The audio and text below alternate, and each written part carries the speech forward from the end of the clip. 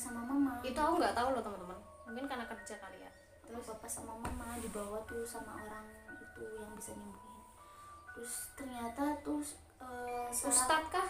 bukan ustadz sih, kayak orang bisa nyembuhin penyakit gitu loh. Oh iya. Terus ternyata pas di ituin katanya aku saraf kejepit gitu loh, ya kan. Iya, terus Udah gitu terus kaki aku bengkak gitu waktu itu juga kan. Aku malah nggak tahu, mikirnya ini sakit kepala cuman aja kepala sih. doang. Karena kan kehimpit apa yang apa sih bodi depan gitu loh, kaki aku bengkak. Itu nggak mikirin sih, udah tuh.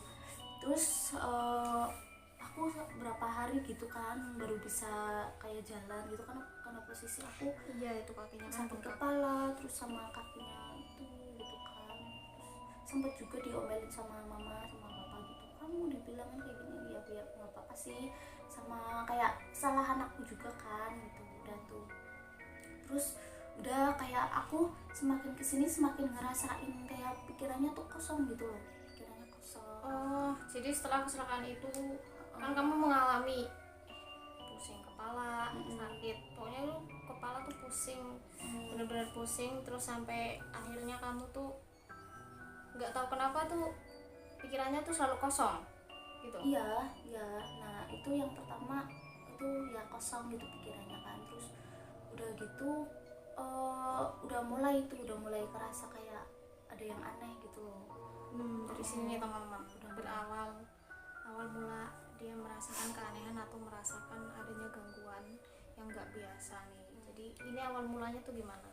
Ya itu kayak awalnya kan ya biasa sih, kayak mau tidur gitu kan. Terus udah mau sembuh tuh, kayak kepalanya udah mendingan, gak terlalu sakit gitu kan.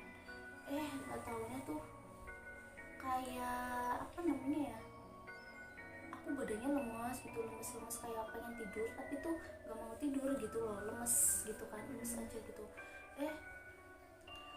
Nggak taunya tidur aja. Tidur terus malah aku diceritain katanya aku tuh apa apa namanya kayak berontak lah apa gitu kan. Posisi aku nggak tahu gitu, tahu-taunya pas aku bangun itu badan aku udah sakit gitu loh, badan aku sakit terus ngerasa capek gitu. Ya itu aku ceritain ya. Jadi ya teman-teman, pada waktu itu pada saat itu dia kan tidur di rumah nenek kalau nggak salah ya kamu ya. Iya. Dia tidur di rumah nenek. Soalnya kan untuk yaitu tadi rumah nenek kan tempatnya kan lebih nyaman aja lah dibanding rumah aku dulu gitu. Rumah aku dulu bisa dibilang tuh masih sempit, masih yang sepetak.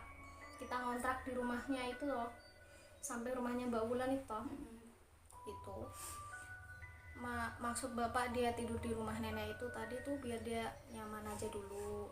Terus tempatnya kan agak apa, tempatnya juga nggak terlalu sempit-sempit juga gitu kan. Apalagi kan adik aku kan habis kecelakaan waktu itu udah. Nah itu katanya dikabarin kalau si Lina nanti apa, ini apa, anak kamu tuh nggak tahu kenapa tiba-tiba tuh berontak apa, pokoknya tuh dia tuh ngamuk gitu loh teman-teman, ngamuk sampai akhirnya tuh tetangga kan, aku kan masih tidur posisinya waktu itu tidur.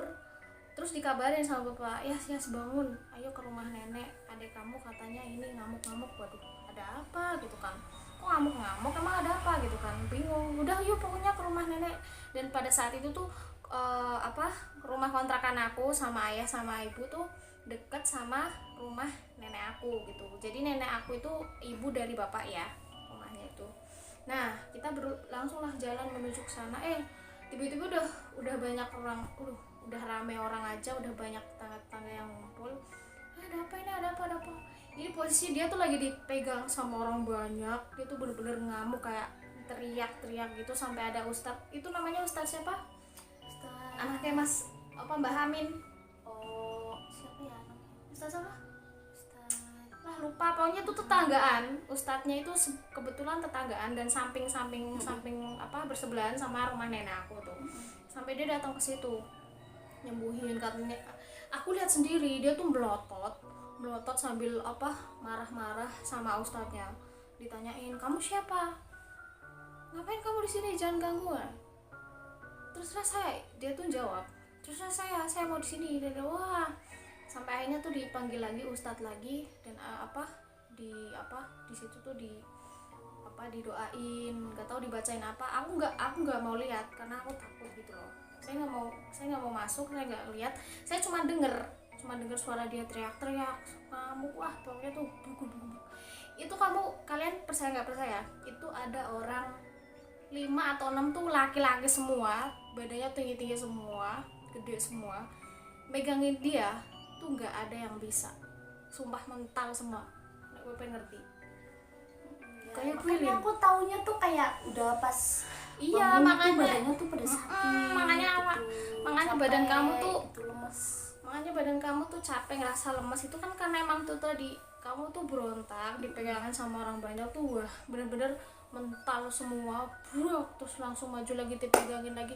Aku tuh kasihan sama orang-orangnya yang megangin, sumpah sampai nggak gitu teman-teman. Kalian percaya nggak percaya deh, terserah. Udah, dan nggak tahu kenapa akhirnya tuh dia sembuh tidur.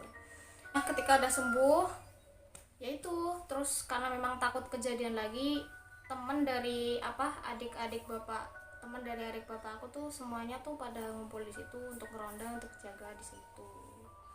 Itu tuh kejadian pertama.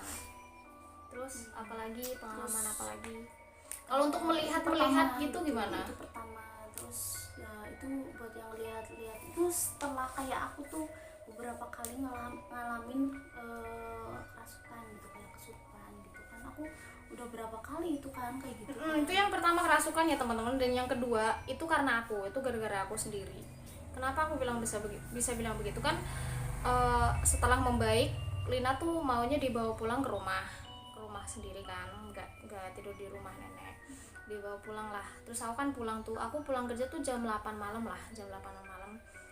Aku nggak bisa kalau tidur lampunya nggak dimatiin, aku tuh paling nggak bisa gitu loh. Makanya terus, dan waktu itu aku tidur masih bareng sama adikku ini, satu kamar lah.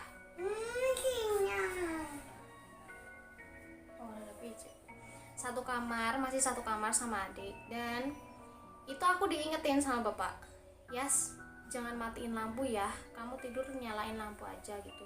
Emang kenapa sih pak, aku nggak bisa kalau tidur lampunya nggak dimatiin gitu kan. Aku yang ngeyel, udah nurut aja, nggak usah dimatiin. Akunya ngeyel, aku matiin lah, bodo amat, matiin. Aku nggak bisa tidur, udah capek juga kan pulang kerja. Udah tidur tuh aku ngerasanya tuh baru 5 detik deh kayaknya. Tidur 5 detik aku tuh posisinya miring membelakangin dia itu loh. Dia juga tidurnya posisinya miring. Itu kayaknya dia udah tidur deh, udah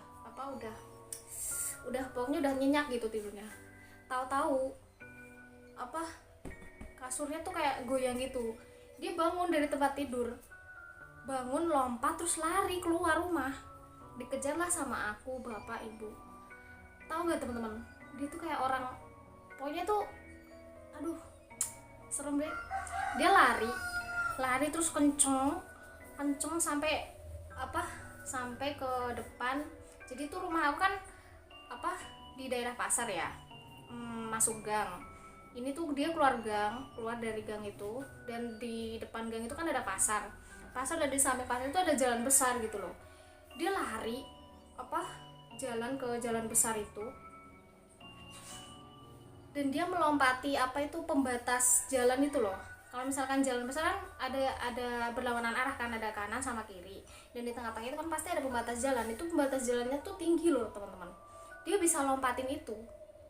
Dia lari terus melompatin pembatas itu, lari lagi sama bapakku, bener-bener dikejar sampai bener-bener sarungnya pun itu tuh bapakku kan waktu itu kan posisinya pakai baju itu loh, baju apa sih namanya, tank top lah, kayak tank top gitulah, terus pakai sarung gitu loh teman-teman. Lari sekencang-kencangnya sampai sarungnya dibuang, itu cuma pakai kolor segini. Kamu tau nggak, kamu bisa ketangkap tuh karena rambut kamu dijambak sama bapak. Kamu ketangkep rambutnya tuh dijambak, ditarik, itu kamu baru jatuh, terus sama orang-orang ditolongin. Itu kamu digotong, tapi kamu posisinya tuh teriak-teriak. Jadi dia digotong, posisinya teriak-teriak, wah, pokoknya ngamuk gitulah. Dibawalah ke rumah mbah, di situ disembuhin lagi. Nah di situ juga aku dimarahin sama bapak, kan udah dibilangin jangan matiin lampu, kenapa masih ngeyel kayak gini kan jadinya. Karena aku nggak paham, aku juga nggak tahu gitu loh, karena yang paling paham kan bapak gitu. Waktu waktu itu aku belum benar-benar nggak tahu, karena memang posisinya pun juga aku tuh capek pengen istirahat, dan aku paling nggak bisa kalau misalnya tidur lampunya nggak dimatiin gitu loh. Wah, di situ tuh bener-bener lagi-lagi ya kamu tuh ngamuk nggak segala macam. Udah habis itu udah, itu yang aku ingat terakhir kali kayaknya itu deh, kamu kerasukan ya. Ada lagi Ada itu lagi? pas Mbak Tias di Jakarta. Kayaknya Di Jakarta. Oh, Itu jadi sama- jadi sama- waktu bukan kecelakaan, serupaan kerasukan. jadi waktu aku ke Jakarta pun kamu masih kerasukan? masih Aku nggak jadi dikab- tuh ternyata pas aku kayak diobatin sama Ustadz, nggak dibilangin sama Ustadz, katanya tuh aku kayak ketempelan dari tempat kecelakaan aku itu. Kamu ketempelan sosok Mm-mm. di tempat Ya, kamu. jadi tuh pas pulang tuh aku bener-bener, itu kan juga posisi malam Jumat gitu kan, aku bener-bener kayak pulang ya udah pulang gitu, karena posisi aku juga jatuh di tempat itu kan, itu juga sepi loh jalanan itu. Bener-bener kayak nggak ada penerangan gitu kan. Udah gitu tuh kayak aku juga ngerasain pas kayak hari pertama sampai aku mulai itu tuh, aku ngerasain badannya tuh cepet capek, terus pikirannya kosong gitu kan. Terus aku udah mulai ngerasain gitu. Enggak, waktu aku di Jakarta itu kamu kerasukan lagi. Ya itu mending sih, nggak terlalu kayak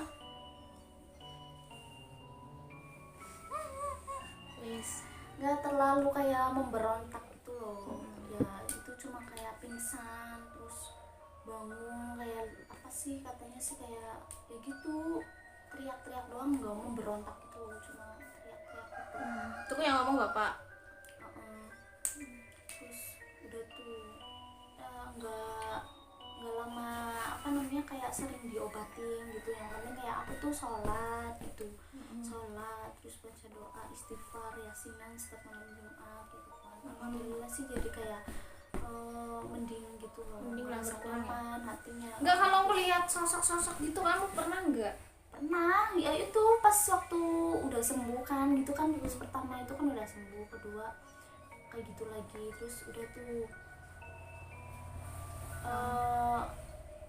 pernah kayak abis dari rumah mbah, malah itu di rumah mbah gitu kan. Terus di rumah mbah itu kan ada teman aku gitu kan, jadi kayak main gitu loh, main gitu tuh kayak jam 8 jam 9 itu kan masih sore lah ikutnya katanya kan, itu kayaknya jam 8-an sih kayaknya itu pulang itu kan rumah mbah sama rumah aku kan dekat gitu kan, cuma jalan kaki udah sampai gitu kan.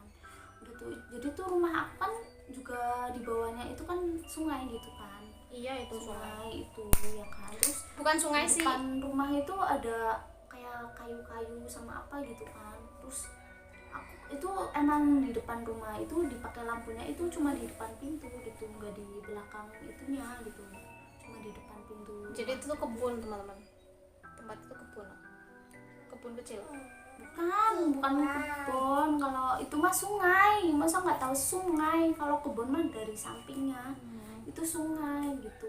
Jadi tuh udah mau pulang tuh dari jarak jauh, jadi tuh ini kan rumah terus ini pintu. Nah terus aku posisi dari samping rumah gitu loh, samping rumah lurus itu tuh aku dari jarak jauh tuh udah lihat itu apa gitu, kirain aku tuh kayak apa ya, kain gitu loh, kain Apa warna putih? terbang putih ya, kain gitu usur-usur kena angin. Terus emang apa namanya aku tuh ngiranya ya udah gitu, tapi tuh aku amat-amatin gitu loh.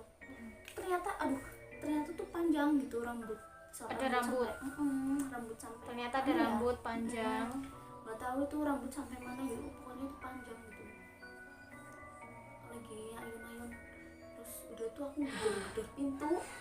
gedor-gedor pintu sama manggilin bapak, pak bukain pintu buruan gitu kan. Udah tuh terus mama bapakku juga panik, kenapa sih aku diem nggak ngomong apa-apa, langsung masuk aja tuh cuci kaki, terus udah tuh bersih-bersih, udah habis itu pulang tidur. Nah terus kapan lagi ya, kayak aku tuh pernah juga sih kayak ngeliat kayak apa sih, pocong, tapi tuh nggak terlalu jelas gitu loh, nggak terlalu jelas, Transparan ya? transparan gitu.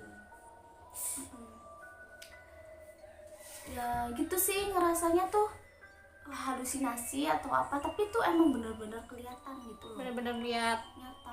apa yang kamu lihat tuh benar-benar ya itu kamu lihat Pokoknya itu. tuh ya kalau aku kayak lihat apa itu pasti nggak lamanya tuh aku kerasukan gitu loh. Tapi untuk sampai sekarang kamu masih lihat-lihat begitu nggak? Enggak sih, Kalau untuk kerasukan, alhamdulillah, kalau untuk enggak. kerasukan kan memang kamu udah Emang sembuh udah total. alhamdulillah sih, udah Alhamdulillah ya sembuh. teman-teman. Adik Kalau saya kayak lihat-lihat sih alhamdulillah enggak, makanya aku tuh kayak diberaniin gitu loh. Awalnya sih aku tuh takut gitu, makanya tuh kalau kita takut tuh pasti dianya makin meledek. iya, emang Makanya sih. aku tuh beraniin gitu loh, berani. Alhamdulillah sih kayak sering gitu kayak mau jalan sama temen aku, jalan-jalan gitu terus ngelewatin kayak hutan-hutan gitu ya, tetap aku lawan gitu, kayak aku liatin terus jalan. Tapi alhamdulillah sih kayak Karena memang sejatinya tuh gak boleh takut kita sama makhluk kayak gitu loh. Kalau kita lihat ya udahlah, udahlah manusiawi sih takut.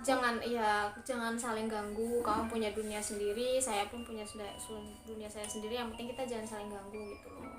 Kalau mau nampakin diri ya nampakin diri aja, udah nggak apa-apa, tapi tolonglah jangan ganggu gitu aja udah.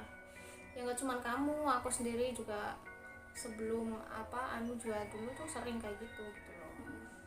Ya pokoknya begitulah teman-teman. Dan itu ada sedikit cerita dari adik saya, bagaimana awal mula dia sampai bisa melihat. Dulu tuh dia nggak kayak gitu teman-teman. Adik saya tuh dulu nggak kayak gitu ya, hidup seperti orang-orang normal biasanya gitu loh. Dan setelah dia mengalami kecelakaan, yaitu tadi dia sering mengalami hal mistis, sering kesurupan, sering kerasukan. Kenapa aku bilang? Karena memang waktu itu juga aku ada gitu loh, aku ngeliat sendiri gimana proses kerasukannya, gimana dia kerasukan, gimana dia diobatinnya gitu. Aku tuh ngeliat sendiri prosesnya semuanya gitu loh. Dan itu semua terjadi setelah adik saya kecelakaan itu. Dan hikmah yang bisa kita ambil di sini untuk teman-teman semua, berhati-hatilah berkendara dalam berkendara. Terus ini kalau maghrib itu diusahain tuh jangan main jalan gitu loh. Itu kan Dan ini adik saya tuh tidak untuk dicontoh ya. Dan apa yang terjadi sama adik saya dan kengeyalan adik saya tuh memang, saya tuh waktu itu juga bener-bener sempat marah, sempat aduh gimana sih kok sampai ngeyel gitu. Oke teman-teman, jadi itulah sedikit cerita pengalaman dari adik saya. Ya lumayan merinding dan lumayan menegangkan juga, karena memang ya itu tadi sedikit pelajaran yang kita dapat di sini, kalau bahwasannya berkendara itu harus hati-hati. Yang satu, yang kedua, kalau memang posisinya kalian disuruh pulang ataupun kondisinya memang mepet pas maghrib, pokoknya tuh jangan sampai kalian melakukan aktivitas ataupun keluar rumah di saat maghrib ya. Ini pembelajaran juga buat kalian semua. Oke teman-teman, itulah sedikit cerita pengalaman dari adik saya. Terima kasih ya Karlina. Cukup sekian cerita pengalaman dari adik saya. Terima kasih buat teman-teman yang udah mau klik video ini. Jangan lupa kalian kasih like jika kalian suka video ini, dan jangan lupa juga untuk subscribe buat kalian yang belum subscribe. Aktifin juga tombol notifikasinya supaya kalian bisa terus update video terbaru dariku berikutnya. Terima kasih teman-teman. Sekian saya akhiri. Wassalamualaikum warahmatullahi wabarakatuh.